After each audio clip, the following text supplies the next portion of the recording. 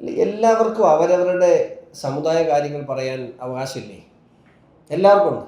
ഇപ്പം ഞാൻ പറയട്ടെ, ലവ് ജിഹാദ് വിഷയത്തിൽ കോതമംഗലത്ത് ആ പെൺകുട്ടിയുടെ ആത്മഹത്യ ഉണ്ടായപ്പോൾ കത്തോലിക്ക കോൺഗ്രസ് പ്രതികരിച്ചില്ലേ? അല്ലേ?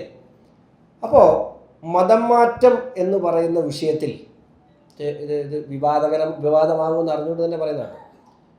അത് എല്ലാവർക്കും അവരവരുടെ സമുദായത്തിൽ നിന്നും മതം മാറ്റപ്പെടുമ്പോൾ അസ്വസ്ഥതയുണ്ടാവും, ഇല്ലേ? ആർക്കുണ്ടാവും. അത് ഇവിടുത്തെ ക്രൈസ്തവ കത്തോലിക്ക വിഭാഗത്തിൽ നിന്ന് ബന്ധക്കോസ് വിഭാഗത്തിലേക്ക് ആളുകൾ മാറുമ്പോൾ അസ്വസ്ഥത ഉണ്ടാവില്ലോ. ഹിന്ദു ഐക്യവേദിയുടെ ഒരു ലേഖനമാണ് വന്നിട്ടുള്ളത്. ഹിന്ദു ഐക്യവേദി എന്ന് പറയുന്നത് BJPയുടെ പോഷക സംഘടനയല്ല, BJP രാഷ്ട്രീയ പാർട്ടിയാണ്. ഹിന്ദു ഐക്യവേദി ഇവിടുത്തെ ഹിന്ദുവിൻ്റെ കാര്യങ്ങൾ പറയാൻ ബാധ്യതയുള്ള പ്രസ്ഥാനമാണ്. അവരവരുടെ കാര്യം പറയും. കത്തോലിക്ക കോൺഗ്രസിൻ്റെ കാര്യം പറയും. പിന്നെ നമ്മൾ മനസ്സിലാക്കേണ്ട ഒരു കാര്യം, വിശ്വാസം അത് നമ്മുടെ അവകാശമാണ്. വിശ്വാസം ഇന്ത്യൻ ഭരണഘടന പ്രകാരം നമുക്ക് അനുവദിച്ചിട്ടുള്ള അവകാശമാണ്. എന്നാൽ നിർബന്ധിത മതപരിവർത്തനം ഒരു ക്രൈമാണ്. വളരെ വ്യക്തമാണ്. BJPയുടെ സ്റ്റാൻഡ് അതാണ്.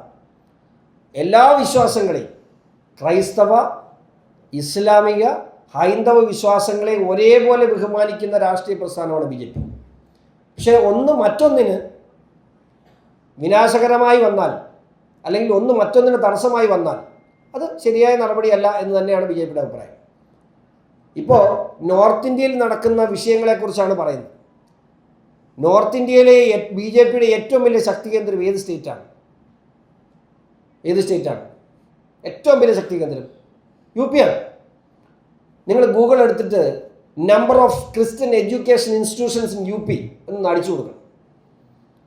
1670 എഡ്യൂക്കേഷൻ ഇൻസ്റ്റിറ്റ്യൂഷൻസ് ഉണ്ട് UPയിൽ ക്രൈസ്തവ സമുദായത്തിന് മാത്രം.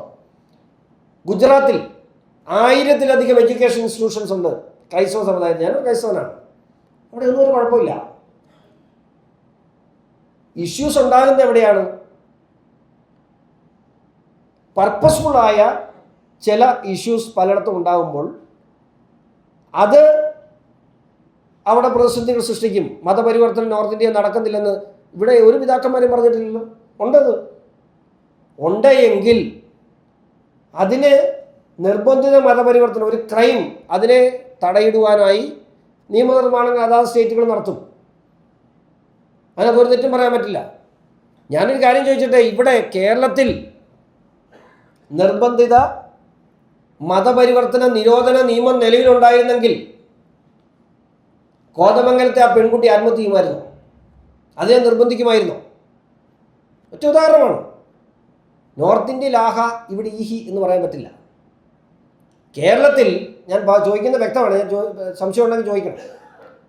നിർബന്ധിത മതപരിവർത്തനം, ആ കൊച്ചിനെ നിർബന്ധിച്ച് മതപരിവർത്തനത്തിന് പ്രേരിപ്പിച്ചതിൻ്റെ പേരിലാണ് കുട്ടി ആത്മഹത്യ ചെയ്തത്. നിങ്ങൾക്കാർക്ക് സംശയം? ആരും മിണ്ടരുത്. പക്ഷെ നിങ്ങൾക്കാർക്ക് സംശയമില്ലെന്ന് എനിക്കറിയാം. ആ നിയമം അങ്ങനെയാണെങ്കിൽ ആ കൊച്ചിനെ അത്തരത്തിലൊരു നിയമം ഇവിടെ ഉണ്ടായിരുന്നെങ്കിൽ, ശക്തമായ നിയമം ഉണ്ടായിരുന്നെങ്കിൽ ആ കുട്ടി ആത്മഹത്യ ചെയ്യുന്ന സാഹചര്യം ഉണ്ടാകില്ലായിരുന്നു.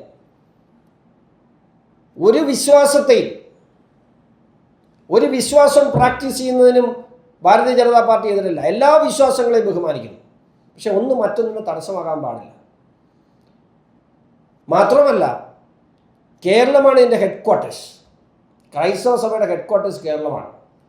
ആ കേരളത്തിലെ അവസ്ഥ, ഇവിടെ ഇടത് വലത് മുന്നണികൾ നടത്തുന്ന പ്രീണന രാഷ്ട്രീയത്തിലൂടെ കേരളത്തിലെ ക്രൈസ്തവ സഭയ്ക്കുണ്ടാകുന്ന നഷ്ടങ്ങൾ എന്താണെന്ന് മറച്ചു വെച്ചുകൊണ്ട് നോർത്ത് ഇന്ത്യയിലേക്ക് നോക്കിയിരുന്നാൽ അവസാനം തല കാണില്ല എന്നുള്ളതാണ് BJPയുടെ അഭിപ്രായമല്ല, കത്തോലിക്കനായ ഷോൺ ജോർജിൻ്റെ അഭിപ്രായം, ചാക്കോച്ചൻ്റെ അഭിപ്രായം. ഇതാണ് നിലപാട്. ദീപിക ഇന്നലെ എഴുതിയ ലേഖനങ്ങൾ, ദീപികയ്ക്ക് ഒരു പത്രം എന്ന നിലയിൽ അവർക്ക് അവരുടെ അഭിപ്രായങ്ങൾ പറയാൻ സ്വാതന്ത്ര്യമുണ്ട്. വഖഫ് ഭേദഗതി സമയത്ത് ദീപിക കൃത്യമായി അഭിപ്രായം പറഞ്ഞ രാഷ്ട്രീയ പ്രസ്ഥാനം ഒരു പത്രമാണ്. പക്ഷേ ഇവിടെ ചില യാഥാർത്ഥ്യങ്ങളെ യാഥാർത്ഥ്യങ്ങൾ കൂടെ ബോധ്യപ്പെട്ടുകൊണ്ട് എല്ലാവരും മുമ്പോട്ട് പോകണം. എന്താണ് കേരളത്തിലെ ക്രൈസ്തവരുടെ അവസ്ഥ? കേരളത്തിലെ ക്രൈസ്തവരുടെ ആകെയുള്ള സംവരണമായ EWS, ആ EWSനെതിരെ കോൺഗ്രസ് നിലപാട് സ്വീകരിച്ചിരിക്കുകയാണ്. VT ബൽറാം കോൺഗ്രസിൻ്റെ വൈസ് പ്രസിഡന്റാണ്. ഇവിടെ ആർക്കും മിണ്ടാട്ടില്ല.